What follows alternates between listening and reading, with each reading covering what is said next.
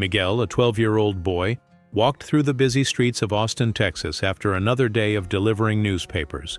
Though exhausted, his attentive eyes noticed every detail around him, a habit developed in his daily struggle for survival.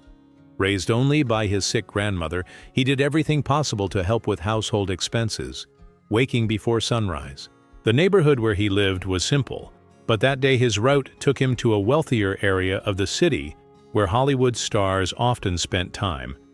That's when something unusual caught his attention on the sidewalk: a brown leather wallet that seemed too expensive to be abandoned. Miguel looked around trying to identify who might have lost it, but the street was practically empty in the late afternoon. With hesitant hands, he picked up the object and opened it, finding several credit cards, some $100 bills, and a driver's license with a familiar face.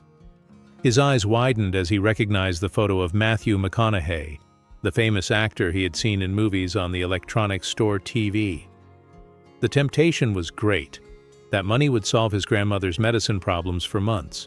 Miguel sat on the curb, heart racing, while contemplating his options, the wallet weighing in his hands as if made of lead. The lessons of honesty that his grandmother had always taught him echoed in his mind, stronger than necessity. "Honesty is the only thing that no one can take from you," she would say, even on the hardest days when dinner was just a distant dream. Taking a deep breath, Miguel looked for contact information inside the wallet and found a card with the name of a luxury hotel nearby. Determined, he tucked the wallet into the torn pocket of his faded jeans and changed his path, ignoring the fatigue weighing on his young shoulders. The contrast couldn't be greater when he arrived at the glamorous hotel, his simple clothes and worn-out shoes completely at odds with the polished marble and crystal chandeliers decorating the lobby. Some security guards watched him suspiciously as he timidly approached the reception desk. I found this on the street," stuttered Miguel, showing the wallet to the receptionist with red lipstick and arched eyebrows. "It belongs to a Mr. Matthew McConaughey, and I thought he might be staying here," he finished, his voice low as if he were committing some mistake. The receptionist's expression changed from suspicion to surprise as she checked the wallet's contents and made a quick call. "Wait over there, please," she said, pointing to a sofa in the corner of the lobby, too large for the small boy's body. A few minutes passed, but to Miguel they seemed like hours, feeling out of place among suited executives and well-dressed tourists passing by, some casting curious glances in his direction. His thoughts were interrupted by a familiar deep voice coming from behind.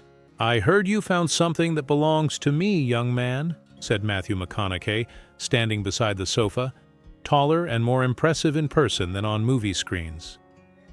Miguel jumped up, his heart beating so hard it felt like it would leap from his throat.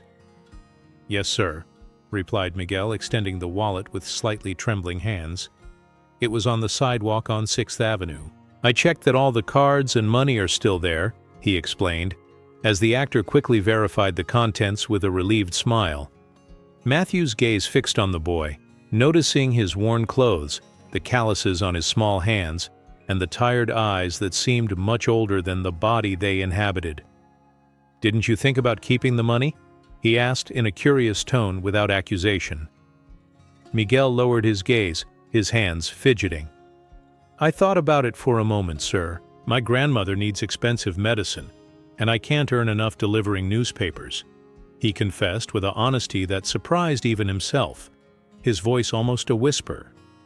The actor crouched down to the boy's height, his green eyes studying the young face intensely. "But you didn't take it. That shows character that no money can buy," he said, placing a hand on the fragile shoulder of the boy while pulling out some bills to offer as a reward. Miguel looked at the bills, necessity fighting with something deeper within him. With a surprising movement, he stepped back, politely refusing. "Thank you, sir, but I didn't return it for money. My grandmother says doing the right thing is its own reward." Matthew's expression transformed, first to surprise and then to deep respect. Putting the money away, he stood up and asked, "What can I do for you then? There must be something you want." "Shh," the boy hesitated, biting his lip as he gathered courage. "My grandmother is very sick, sir. The doctor said she needs surgery but would wait months in the public system." Miguel spoke quickly, as if fearing he'd lose courage. If you could just recommend a doctor who would accept payments in installments." Matthew was silent for a few seconds, clearly touched by the boy's words and the nobility of his request. It wasn't money for himself, nor gifts or autographs. It was help for the only person he loved in the world. "Tell me more about your grandmother," asked Matthew, guiding Miguel to a table in the corner of the lobby where they could talk more privately. The boy, hesitant at first, soon began to speak about the woman who had raised him since he was 3. Words flowed like a river, telling how she had worked as a cleaner in 3 jobs until arthritis prevented her from continuing, about the stories she told before bedtime, about how she always insisted he attend school, even when money was scarce. "She never complains about the pain, but I hear her moaning at night when she thinks I'm asleep," Miguel confessed, a stubborn tear running down his cheek, quickly wiped away with his worn sleeve. "She even sold her wedding ring to buy my school books this year." Matthew listened attentively, absently stirring the coffee he had ordered, realizing he was in the presence of an old soul in a young body, forged by the kind of adversity that many of his acquaintances would never understand. The contrast between his own privileged life and this boy's daily struggle couldn't be greater. "Miguel, I'm going to do more than recommend a doctor," Matthew finally said, his eyes reflecting a decision already made. "I'll take care of all your grandmother's medical expenses at one of the best hospitals in the city, with no need for repayment." The boy was paralyzed, his brown eyes widened in total disbelief, unable to process what he had just heard. His expression was so genuine, so devoid of the cynicism that often came with age, that Matthew felt a lump forming in his throat. "But sir, that's too much. We can't accept," Miguel started to say, his voice failing as the magnitude of the offer hit him. He had come hoping for advice, maybe a small loan, but this was beyond his wildest dreams. Matthew shook his head, a gentle smile forming on his lips. "You gave me back something valuable today, Miguel. Not just my wallet, but my faith in humanity. In my world, that's rare and precious," he explained, pulling out his phone to make arrangements immediately. Within an hour, Matthew had made several calls, speaking with doctors and hospital administrators, his celebrity status opening doors that would normally remain shut. Miguel sat quietly, watching in awe as the actor moved mountains with just a few words. By the time they left the hotel together in Matthew's car, a hospital room was already being prepared for his grandmother, and a specialist was reviewing her medical records. The boy couldn't believe how quickly his world had changed from desperate to hopeful.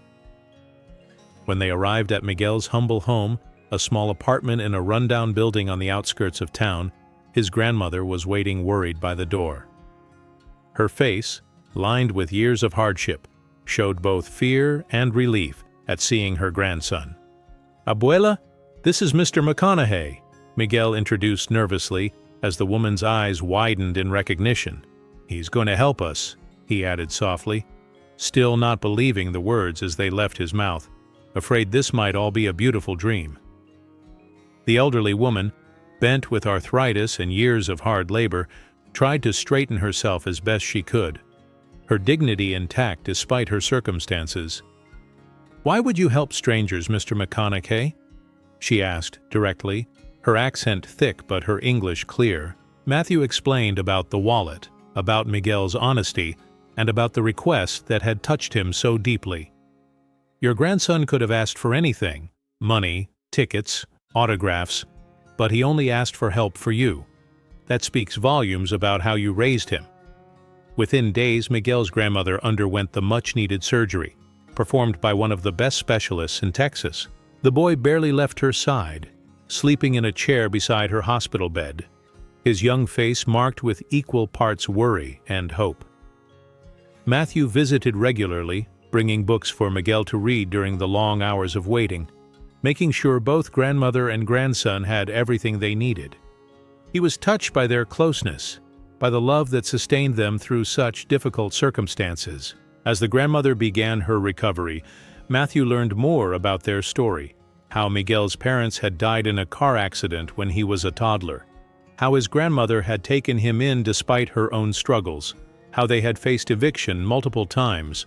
The story affected him deeply, making him reflect on his own privileged life and the random nature of fortune and misfortune. Here was a woman who had given everything for her grandson, and a boy who worked before and after school, just to put food on the table. One evening, as Miguel walked Matthew to his car after a hospital visit, the actor made another decision. "Miguel, your grandmother will need proper care during her recovery. I'd like to help you both find a better apartment, somewhere closer to good schools." The boy stopped walking, looking up at the man who had already done so much for them. "Why are you doing all this, Mr. McConaughey? The wallet wasn't even worth that much," he asked, genuinely puzzled by the extent of the actor's generosity. Matthew leaned against his car, looking thoughtfully at the starry Texas sky before answering. "When I was starting out as an actor, someone helped me when I had nothing. They didn't have to, but they did. They changed my life's trajectory completely. I promised myself I'd pass that kindness forward when I could," he continued, his voice soft but firm. "What you did, your honesty despite your circumstances, it reminded me of that promise. Some debts can only be repaid by helping others." The weeks turned into months, and Miguel's grandmother recovered slowly but steadily in their new apartment, a modest but clean and safe place in a good neighborhood. The boy transferred to a better school where his intelligence and determination quickly made him stand out. Matthew kept his distance, not wanting to intrude too much on their lives or create dependency, but he made sure their basic needs were met, and that Miguel had access to educational opportunities that had previously been beyond his reach. During a school talent show where Miguel performed a monologue from Shakespeare that brought the audience to tears, Matthew sat quietly in the back row, unnoticed by most. He watched with pride as the boy he had come to care for received a standing ovation. Afterward, when Miguel spotted him and came running over, Matthew finally shared an idea he'd been considering for weeks. "How would you feel about taking some acting classes? You have a natural talent that shouldn't be wasted." "Me? An actor?" Miguel laughed in disbelief, but his eyes sparkled with unexpected interest. "I never thought about it. I always figured I'd get a practical job to support my grandmother, maybe become a mechanic or electrician someday." "You can do both," Matthew encouraged him, seeing a spark that reminded him of his younger self.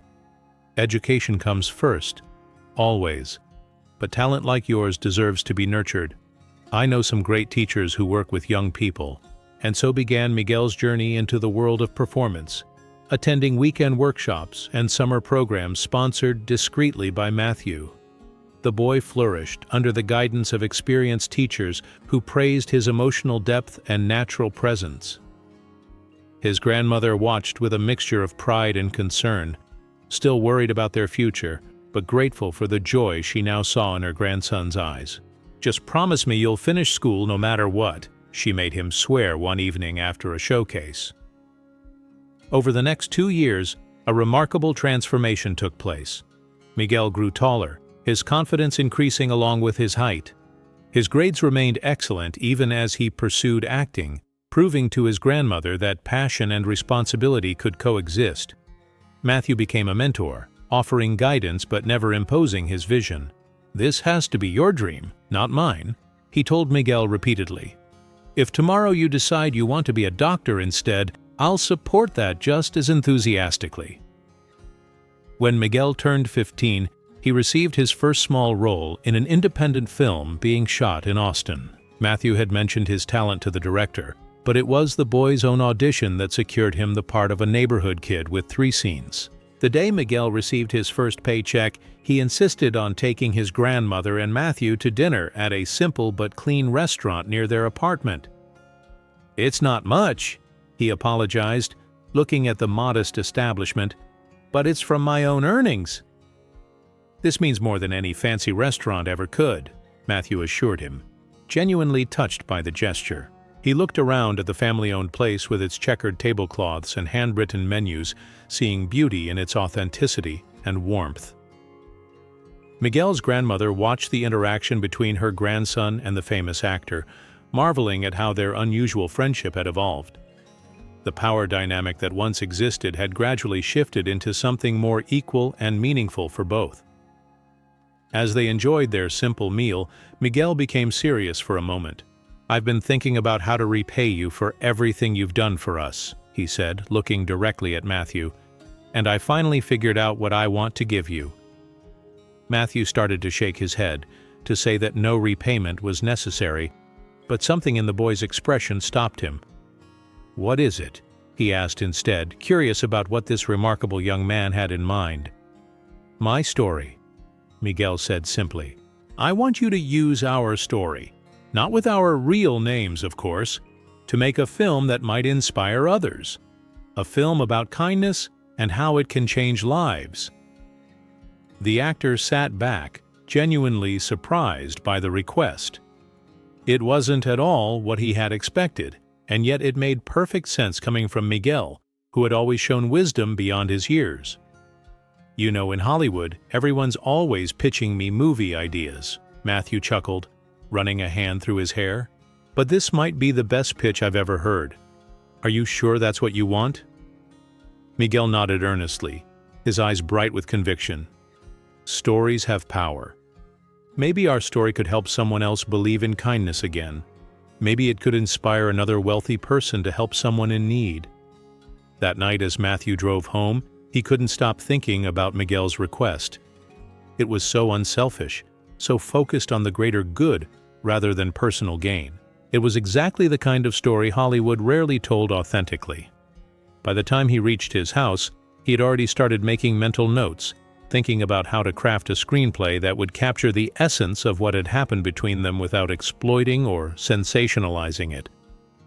The following weekend, Matthew invited Miguel to his home for the first time, to begin working on the story together.